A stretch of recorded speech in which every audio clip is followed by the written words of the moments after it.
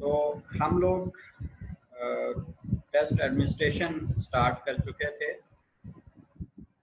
Test administration में जो हमने टेस्टिंग कंडीशंस डिस्कस की थी जो अफेक्ट कर सकती हैं हमारे एडमिनिस्ट्रेशन के प्रोसेस को, और अल्टीमेटली एडमिनिस्ट्रेशन के प्रोसेस के बाद जो उसकी बेसिस पे हमने स्कोरिंग और इंटरप्रिटेशन करनी होती है उसको अफेक्ट कर सकती हैं। वो सारी सिचुएशंस कंडीशंस अगर हम उनको during the administration of the test control नहीं करते तो हमारे सारे के सारे रिजल्ट्स वेरीड आते हैं, उनको हम वैलिड कंसीडर नहीं कर सकते। आपकी एग्जामिनीज की करैक्टरिस्टिक्स हमने डिस्कस की थी, एग्जामिनर्स की हर सेल्फ हिमसेल्फ जो अपनी पर्सनल करैक्टरिस्टिक्स हैं वो हमने डिस्कस की थी। एंड ये अभी 3 लोग आए हैं जी, मैं इनको अभी ऐड कर रहा हूँ, इसके बाद मजीद अब हम किसी को ऐड नहीं करेंगे। तो हम जो है एग्जामिनर की कुछ सिचुएशंस अफेक्ट कर सकती हैं, हमने वो डिस्कस की थी, और कुछ सिचुएशनल वेरिएबल्स जो कि हमारी उस एडमिनिस्ट्रेशन के प्रोसेस को बैडली, नेगेटिवली और समटाइम्स हमने डिस्कस किया था कि पॉजिटिवली भी वो अफेक्ट कर सकते हैं, लेकिन वो पॉजिटिवली सिर्फ हम with reference to the examinees कहेंगे अगर उनके रिजल्ट्स उनके ख्याल में उन कंडीशंस की वजह से कुछ बेहतर आ जाते हैं। लेकिन as far as the scoring is concerned, हम उन स्कोर्स को उसकी इंटरप्रिटेशन उसकी बेसिस पे जो कर रहे हैं उसको हम उस तरह से वैलिड नहीं कंसीडर कर सकते जिस तरह से वो एक्चुअली होने थे, क्योंकि वो रिस्पॉन्सेज जो हैं वो वेरिड रिस्पॉन्सेज ही हैं, वो एक्चुअल उनके जो स्कोर्स हैं वो नहीं आए। वो किसी भी एनवायरमेंटल कंडीशन की वजह से, उस वक्त के हालात की वजह से, अगर किसी को चीटिंग करने का मौका मिल गया उस वजह से, तो अगर वो अचीवमेंट टेस्ट था या वो एबिलिटी टेस्ट था, तो उस वजह से अगर स्कोर्स बेहतर आ गए हैं तो वो उसको पॉजिटिवली अफेक्टेड स्कोर्स कहा जा सकता है, लेकिन सिर्फ with reference to the examinees. आज हम स्टार्ट करेंगे जी एग्जामिनर्स की ड्यूटीज क्या क्या होती हैं, उसने कौन कौन सी चीज़ों को अंडर कंसिडरेशन रखना होता है।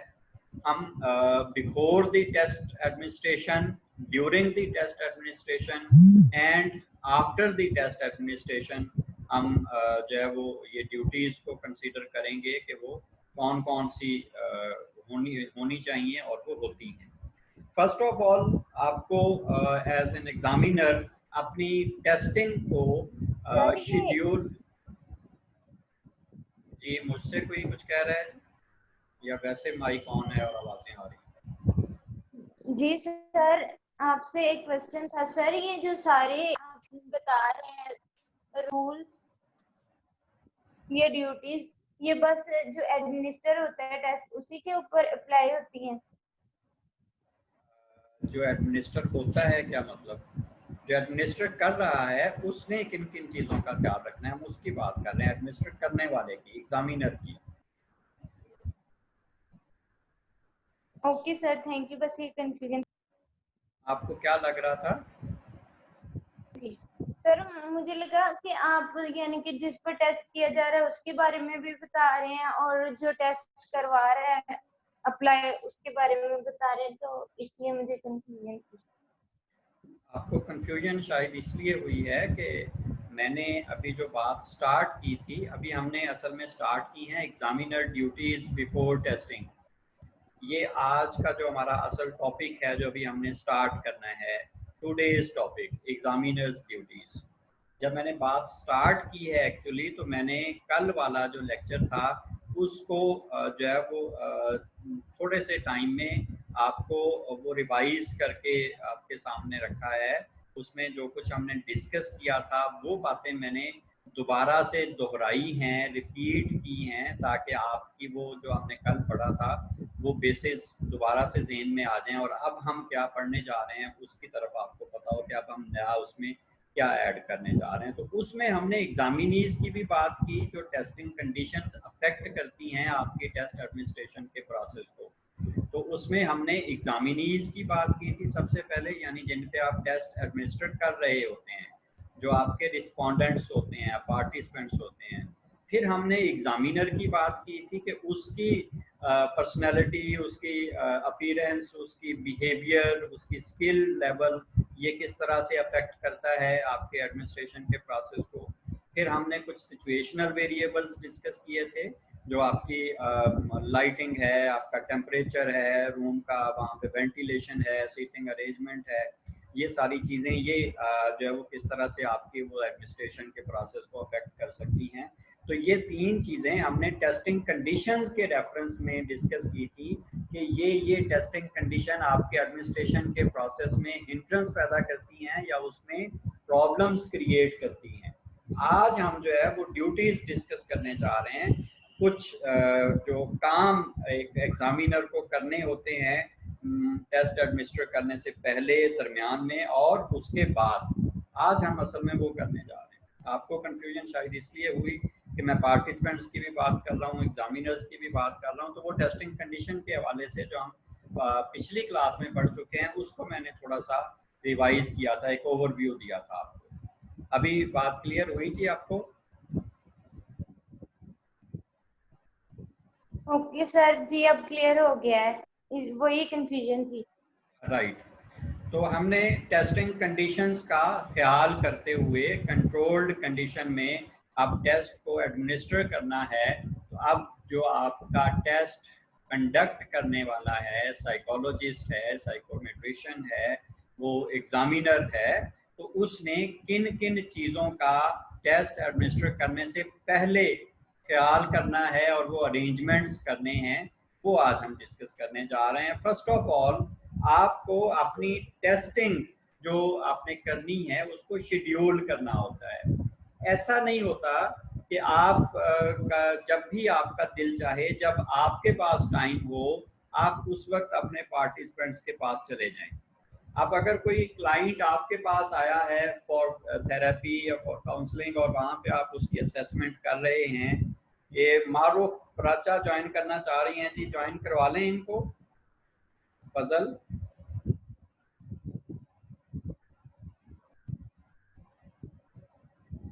अलीना आज अभी तक नहीं आई, सीआर आया, जीआर नहीं आई। मजीद आप लोगों को ज्वाइन करवाएं कि आज इनको रहने दें? फजल बताएं जी।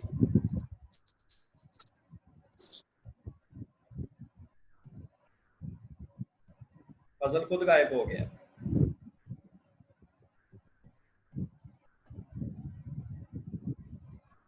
आफरीन है, सीआर पे भी, जीआर पे भी। तो अगर क्लाइंट आपके पास आया है, आपका पेशेंट आपके पास आया है, तो वो जाहिर है आपने एक मीटिंग का टाइम, अपने सेशन का टाइम डिसाइड किया हुआ था, या वो विदाउट एनी अपॉइंटमेंट भी आ गया है, तो आप वहाँ पे बैठे हैं और क्लाइंट भी विलिंगली सेशन का टाइम जो है वो अपने लिए स्पेयर करके आया है कि मैंने सेशन के लिए जाना है थेरेपिस्ट के पास, तो अब आप उसकी वहाँ पे टेस्टिंग कर लें, दैट इज़ गुड एनफ। लेकिन जब आप कहीं पे जाते हैं, आपने किसी ऑर्गेनाइजेशन में जाना है, किसी स्कूल, कॉलेज, यूनिवर्सिटी में आपने स्टूडेंट्स को अप्रोच करना है, किसी ऑर्गेनाइजेशन में आपने एम्प्लॉइज़ को अप्रोच करना है, किसी और जगह पे आपने, किसी हॉस्पिटल में आपने कुछ पेशेंट्स को एंगेज करना है जिनकी आपने टेस्टिंग करनी है, तो हम वो काम उस तरह से नहीं करते कि जब हमें फिजिबल हो, जब हमारे पास टाइम हो, तो हम उनको जाके कहें कि आए जी बैठे, हमने ये टेस्ट एडमिनिस्टर करना है, वो जो हमने बात की थी कि आपका टेस्ट करेंगे, वो आज हम करने जा रहे हैं। तो ऐसा हम नहीं करते, हम उसको शेड्यूल करते हैं बाकायदा कि हमने टेस्टिंग कब करनी है और वो कितने टाइम ड्यूरेशन के लिए पार्टिसिपेंट्स उसमें एंगेज्ड होंगे। उसमें हम अपने पार्टिसिपेंट्स की, रिस्पोंडेंट्स की फिजिबिलिटी का ख्याल रखते हैं, उनके पास कौन सा टाइम है, क्या वो इस टाइम में अवेलेबल हैं, उनको कोई प्रॉब्लम तो नहीं है, सबसे डिस्कस करके, सबकी विलिंगनेस लेके हम ये डिसाइड करते हैं कि हम कब और किस वक्त ये टेस्टिंग करेंगे। उसका टाइम पहले से डिसाइडेड होता है, हम उसको अप्रॉक्सीमेट टाइम, एग्जैक्ट टाइम उस टेस्ट का अगर उसमें कोई टाइम लिमिट है तो वो बताते हैं, अगर टाइम लिमिट नहीं है तो फिर अप्रॉक्सीमेटली हम टाइम बताते हैं कि आपको इतने से इतने मिनट या इतने घंटे इसमें लग सकते हैं। उसमें अगर जो हमने टेस्टिंग कंडीशंस की बात की थी, जिसमें हमने पार्टिसिपेंट्स की क्रोनोलॉजिकल एज को डिस्कस किया था, एग्जामिनीज की करेक्टरिस्टिक्स डिस्कस करते हुए, तो हमने यहाँ पे भी उसका शेड्यूलिंग में भी ये ख्याल रखना है कि अगर आपके क्लाइंट्स, जो आपके पार्टिसिपेंट्स हैं, वो एल्डरली पीपल हैं या वो माइनर्स हैं, छोटे बच्चे हैं, तो फिर उनकी जो आपने टाइम शेड्यूल करना है पहले से, उसमें पहले से ये सोच के रखना है कि इनको मैक्सिमम कितने टाइम के लिए हमने एंगेज करना है। आपको ये पता होना चाहिए कि जो छोटे बच्चे हैं, प्री स्कूलिंग जिनकी अभी चल रही है, वो बच्चे 4 साल के, 3 साल के, वो बच्चे आधे घंटे से ज़्यादा, 40 मिनट से ज़्यादा आपको जो है वो ऑन सीट बिहेवियर नहीं शो करते, वो अटेंशन कंसंट्रेशन के साथ कोई काम नहीं कर सकते। तो हम शेड्यूल करते हुए इस तरह से अपना जो है वो प्लान, जो टेस्ट एडमिनिस्ट्रेशन का, वो ऐसे प्लान ना करें कि हम आपको 10 से लेके 11:30 बजे तक आप हमारे साथ होंगे। आप उनके टीचर्स को भी वो शेड्यूल दे दें, बच्चों को भी दे दें, उसमें हमें उसकी ज़रूरत नहीं है। हम जो टाइम, और उसमें फिर वो स्पेशली बच्चों के लिए मॉर्निंग टाइम, जब वो अभी फ्रेश आए हैं, तो उस वक्त उनकी टेस्टिंग जो है वो कंडक्ट करना, टेस्ट कंडक्ट करना ज़्यादा अप्रोप्रिएट है कि बच्चे अभी फ्रेश होंगे। आप अगर उनको जो है वो ब्रेक टाइम के बाद, जब उनका जो है वो होम टाइम स्टार्ट होने वाला हो, उस टाइम पे, या जब वो अज्यूम हम करेंगे जी वो अब थक गए होंगे, तो उस वक्त उनकी टेस्टिंग करना, वो बड़ों के लिए भी, हम जो एडल्ट्स होते हैं उनके लिए भी प्रेफर नहीं करते कि वो सारे दिन का काम करके थके हुए हैं तो उनकी टेस्टिंग की जाए। तो बच्चों के लिए तो स्पेशली हम ये ख्याल करते हैं, वो तो 4 घंटे की अगर उनका स्कूलिंग टाइम है, तो वो 3 घंटे बाद हमें उनको थके हुए कंसीडर करना चाहिए। तो हम जब शेड्यूल करें, तो हम वो टाइमिंग जो है वो कौन सी अप्रोप्रिएट होगी, फिर उन पार्टिसिपेंट्स की विलिंगनेस लें, और उसका जितना टाइम ड्यूरेशन चाहिए वो पहले से उनको बता के शेड्यूल करें, और फिर उस शेड्यूल टाइम के मुताबिक आप टेस्ट कंडक्ट करने के लिए जाएं। नेक्स्ट हमारे पास जो हमने कंसीडर करना होता है, दैट इज इन्फॉर्म्ड कॉन्सेंट। आप अपने पार्टिसिपेंट्स से कॉन्सेंट लेते हैं, और आपने ये रिसर्च में भी जाहिर है ये एथिकल कंसिडरेशन के तौर पे आपने इसको पढ़ा होगा कि हम कॉन्सेंट, सिर्फ कॉन्सेंट नहीं लेते, बल्कि वो इन्फॉर्म्ड होती है। आप उस टेस्ट का, जो आपने टेस्ट उन पे एडमिनिस्टर करना है, उसकी डिटेल्स उनको पहले बताते हैं। आप ये टेस्ट क्यों करने जा रहे हैं? अगर वो क्लाइंट आपके पास आया है, पेशेंट आया है, तो उसको भी हम एटलीस्ट इतना ज़रूर बताते हैं कि आपकी प्रॉब्लम को हमने ढूंढना है, हमने कोई डायग्नोज करना है, आपकी प्रॉब्लम की असेसमेंट करनी है। अगर हम इतनी डिटेल में नहीं भी बताते कि कौन कौन से डिसऑर्डर्स हम इस टेस्ट में मेजर कर रहे हैं, तो कम से कम उसको ये एतमाद में ज़रूर लेते हैं कि आपकी ये प्रॉब्लम सर्च करने के लिए, या आपकी पर्सनैलिटी की वीकनेसेस और स्ट्रेंथ्स मेजर करने के लिए हम ये टेस्ट एडमिनिस्टर करने जा रहे हैं।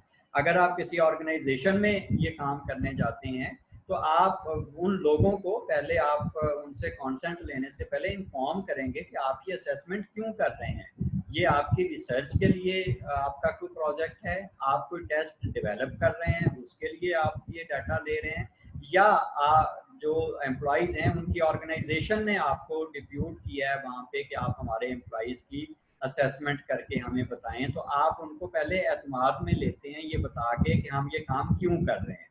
और जितना पॉसिबल होता है बताना कि हम ये इसमें क्या करेंगे, उतना हम ज़रूर बताते हैं। वो हम जाहिर है आपकी जितनी असेसमेंट मोडेलिटीज़ हैं, आप उसमें जो जो आस्पेक्ट्स उनकी पर्सनैलिटी के या उनकी एबिलिटीज़ के मेजर करने होते हैं, वो सारे तो हम उनको नहीं बता सकते। जहाँ पे उसको जो है वो कॉन्फिडेंशियल रखना होता है, कुछ चीज़ों को उनको रखते हुए जितनी इंफॉर्मेशन उनको दी जा सकती है उतनी हम ज़रूर देते हैं कि हम असल में इसमें क्या देखना चाह रहे हैं।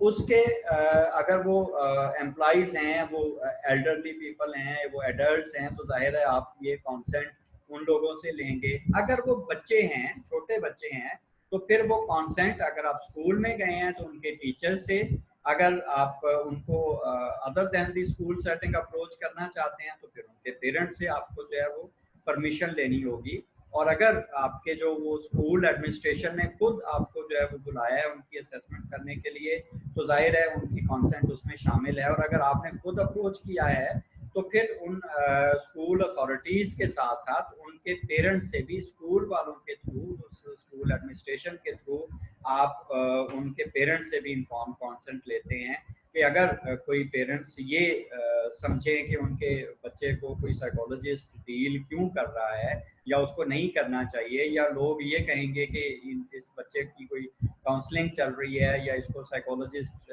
के पास ये क्यों जाता है, या साइकोलॉजिस्ट इनके स्कूल में आके इस बच्चे को क्यों डील करता है, तो वो जाहिर है किसी को ये नहीं बताया जा सकता कि जी साइकोलॉजिस्ट ने आके को रैंडम सैम्पलिंग की थी और उस सैंपल में इस बच्चे का भी नाम आ गया और इससे वो कुछ इन्फॉर्मेशन ले रहे हैं या इससे टेस्ट करवा रहे हैं, उनकी रिसर्च चल रही है।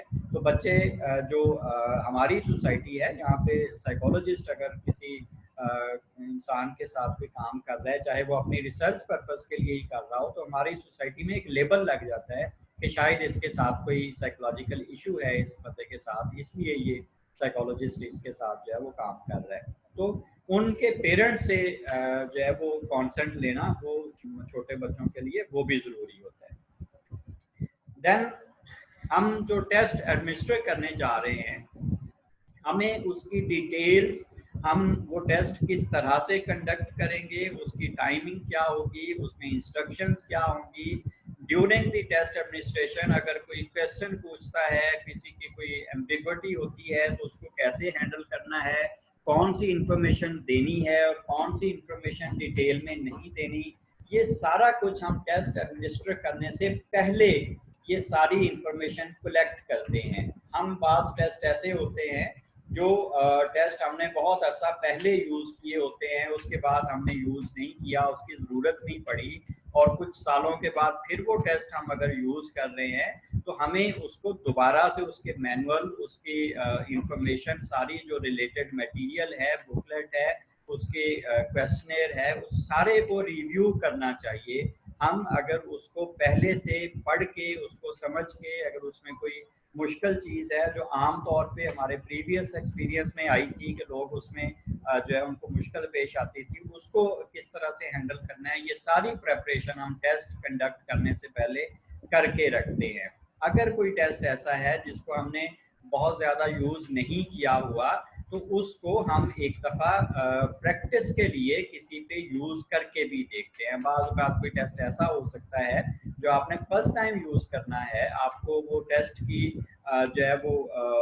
स्पेशलाइज्ड ट्रेनिंग की ज़रूरत नहीं है। कोई भी degree holder, psychology degree holder psychologist उसको यूज़ कर सकता है, लेकिन वो अगर उसने फर्स्ट टाइम यूज़ करना है तो वो अपने पार्टिसिपेंट्स, एक्चुअल पार्टिसिपेंट्स पे एडमिनिस्टर करने से पहले किसी स्टूडेंट पे, किसी घर वाले पे, किसी दोस्त पे उसको ये बता के कि मैं जस्ट इसको प्रैक्टिस करना चाह रहा हूँ, तो वो टेस्ट एडमिनिस्टर करके उसकी प्रैक्टिस कर ली जाए, ताकि जब एक्चुअली उस टेस्ट को एडमिनिस्टर किया जाए for the purpose of scoring interpretation, जिसकी बेसिस पे आपने कोई डिसीजन लेना है, तो फिर आपके उसमें कोई एरर्स आने के चांसेस बाकी ना रहें। देन आपने इंश्योर करना होता है कि आपकी जो टेस्टिंग कंडीशंस हैं वो सेटिस्फैक्ट्री हैं।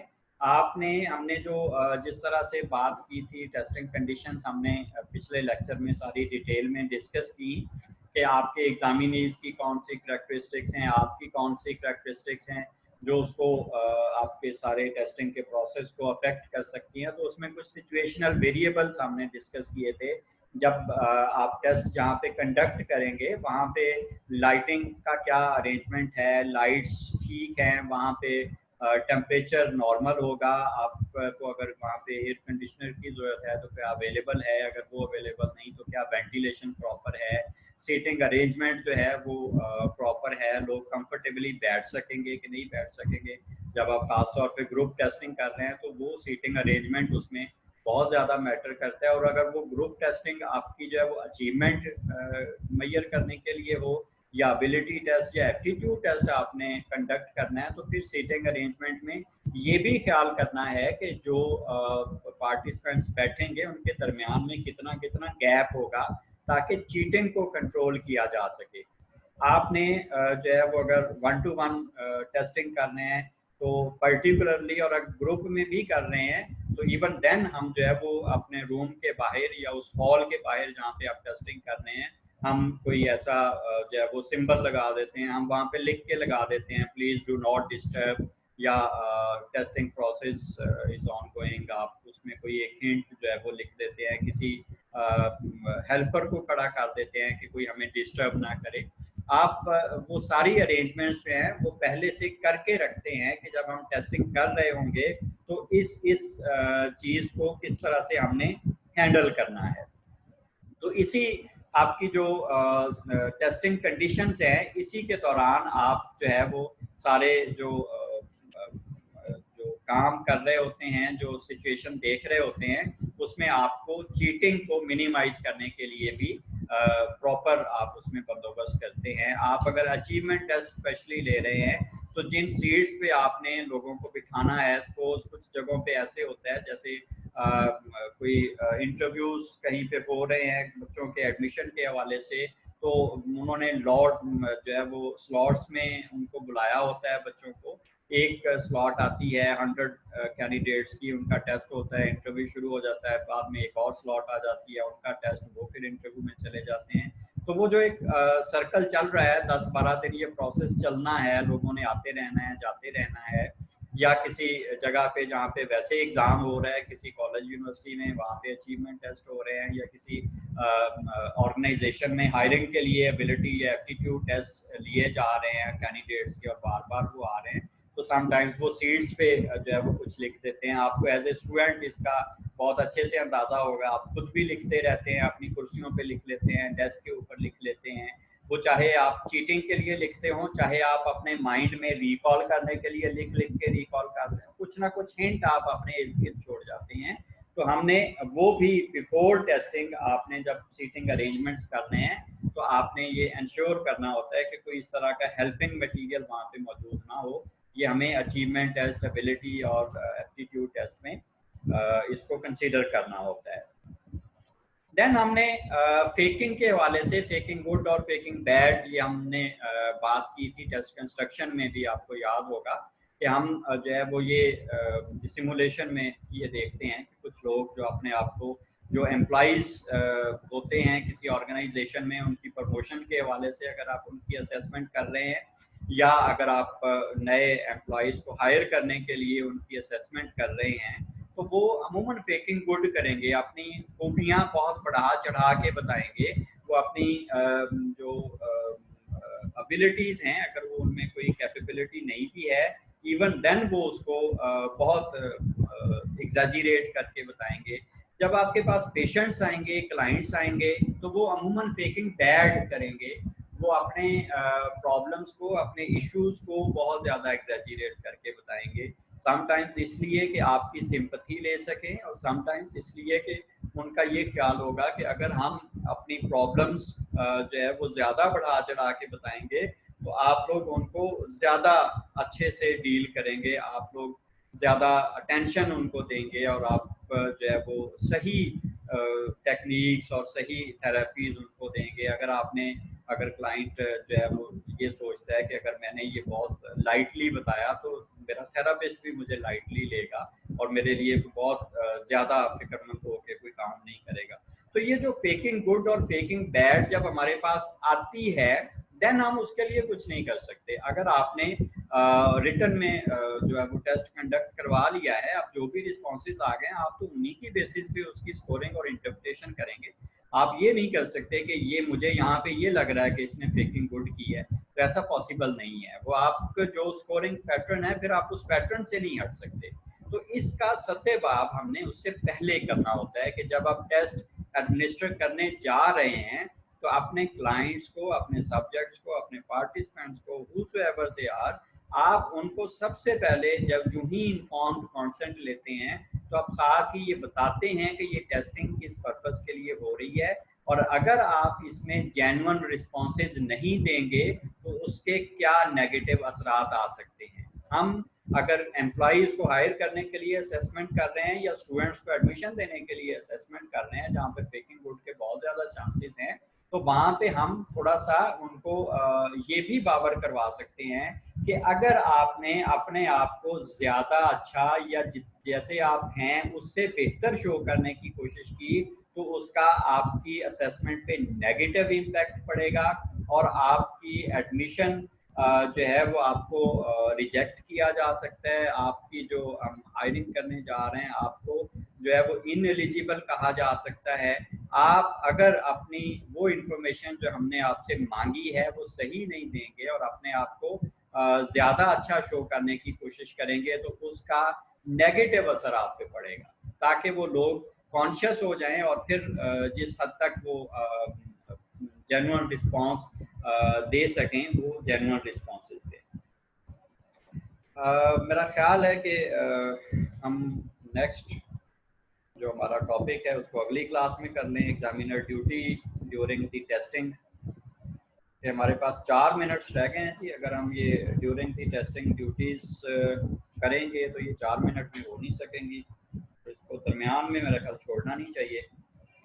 तो अगली क्लास में फिर हम during the testing and after the testing ये ड्यूटीज़ डिस्कस कर लेंगे। जी, यहाँ तक आपका कोई क्वेश्चन?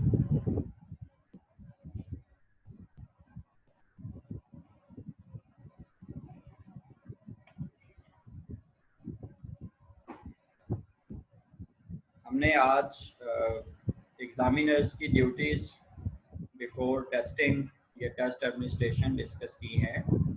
यहाँ तक आप लोगों का कोई क्वेश्चन है तो आप लोग पूछ सकते हैं। कोई बात समझ ना आई हो, कोई ऐसी टेक्निकल चीज़ें नहीं हैं, बड़ी सिंपल सी बातें हैं, सिर्फ याद रखने वाली हैं। तो उसमें कोई ऐसी टेक्निकलिटी तो जाहिर है कोई नहीं है जो समझ ना आ सके। फिर भी अगर कोई पॉइंट ऑफ डिस्कशन हो, आपको लगता हो, तो आप डिस्कस कर सकते हैं। जी, एनीवन? राजिद साहब आज पहले दिन सर आए जी। प्रेजेंटेशन जी के हवाले से क्वेश्चन है। जी सर सर वो प्रेजेंटेशन में हमने टेस्ट को एक्सप्लेन करते वक्त किन किन पॉइंट्स को मतलब ज्यादा एक्सप्लेन करना है, क्या क्या पॉइंट्स होने चाहिए? आपके ख्याल में कौन से पॉइंट्स होने चाहिए जनरली किसी भी टेस्ट के लिए? आपने खुद भी जाहिर है अभी तक कुछ ना कुछ प्रिपेयर किया एक तो होगा। वो टेस्ट किस तरह कंस्ट्रक्ट किया गया है जी, किस तरह से सर, भी एक टेस्ट पहले, किस तरह कंस्ट्रक्ट हुआ है, उसका इंट्रोडक्शन। किस तरह से भी पहले किसने किया है, कब किया है, किस सर तरह उसकी से थोड़ी किया है। हिस्ट्री भी होनी चाहिए जी, और हिस्ट्री होनी चाहिए, उसमें रिविजन्स कोई हुई हैं, उसके नेक्स्ट लेवल्स आए हैं, उसमें चेंजेस आई हैं, मैनुअल्स में चेंजेस आई हैं, वो सारी डिटेल्स उसकी हिस्ट्री में। फिर वो रिलायबिलिटी, वैलिडिटी, उसकी इंफॉर्मेशन क्या थी, उसके नॉर्म्स किस तरह से डेवलप हुए हैं, उसकी एडमिनिस्ट्रेशन, जैसे अभी हम पढ़ रहे हैं कि एडमिनिस्ट्रेशन में कौन से फैक्टर्स होते हैं, तो उस टेस्ट पे पर्टिकुलर आप प्रेजेंट कर रहे होंगे, वो किस तरह से एडमिनिस्टर किया जाता है। उसमें ख़ास तौर पे इंस्ट्रक्शंस जो आप एडमिनिस्ट्रेशन के दौरान आपने अपने पार्टिसिपेंट्स को इंस्ट्रक्शंस देनी है टेस्ट को फिल करने के लिए, वो word to word according to manual वो आपने बतानी है। फिर एडमिनिस्ट्रेशन किस तरह से होगी, स्कोरिंग उसकी कैसे करते हैं और इंटरप्रिटेशन कैसे करते हैं, और अल्टीमेटली उसकी रिपोर्ट राइटिंग कैसे होती है। यही उसके मेन पॉइंट्स हैं, इन्हीं में आपने सारा कुछ कवर करना है। आप लोगों को इससे हटके अगर कोई पैटर्न अच्छा लगे, कोई और आपको सीक्वेंस अच्छा लगे, कोई आपको और हेडिंग्स अच्छी लगें तो आप वो भी इंक्लूड कर सकते हैं। आप लोग यंग लोग हैं, आप हमसे बेहतर, हमसे ज़्यादा क्रिएटिव हैं, आप किसी और अंदाज से उसको प्रेजेंट करना चाहें तो इट्स अप टू यू। उसमें कोई ऐसा नहीं होता कि कोई सेट पैटर्न है, आपने जो है वो उसी के अकॉर्डिंग ये जो इम्पोर्टेंट चीज़ें हैं वो मैंने इंक्लूड कर दी, मैंने बता दी हैं कि इनको आपने जहन में रखना है। उसमें सीक्वेंस चेंज भी आप कर सकते हैं, हेडिंग्स भी चेंज कर सकते हैं, कोई नॉवल आइडियाज़ भी लेके आ सकते हैं, तो उसमें कोई ऐसी बात नहीं। और जी कुछ इसके अलावा? लास्ट 1 मिनट है हमारे पास। मैं राजिद साहब से बात करना चाह रहा हूँ। राजिद अभी है हमारे साथ?